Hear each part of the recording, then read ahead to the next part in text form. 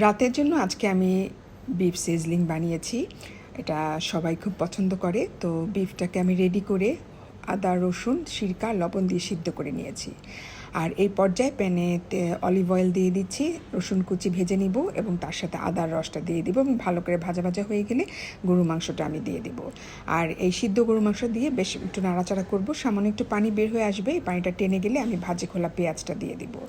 আর এই ভাজে খোলা পেঁয়াজটা দিয়ে আমি ভালো করে নাড়াচাড়া করব এবং তারপরে একটু সামান্য পানি দেবো যাতে পেঁয়াজটা একটু নরম হয়ে যায়।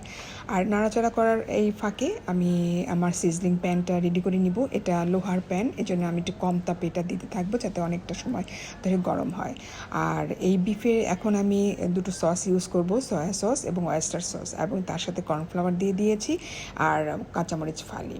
আর আমার প্যানটা এখন রেডি হয়ে গেছে। এখন এখানে আমি বাটার দিয়ে দিচ্ছি। বাটারটা মেল্ট হয়ে গেলে আমি বিফটা তুলে তুলে এই বাটারে দিয়ে মিশিয়ে নিব এবং উপরেও আরেকটু বাটার দিয়ে দেবো যাতে করে উপরে নিচে বিফ সবটুকু বাটারে আর নাড়াচাড়া করে নিতে পারি এবং বাটার ফ্লেভারটা বিফে চলে আসে। আর এভাবেই আমার রেডি হয়ে গেল সিজলিং বিফ। অসম্ভব মজা হয় এই সিজলিং বিফটা।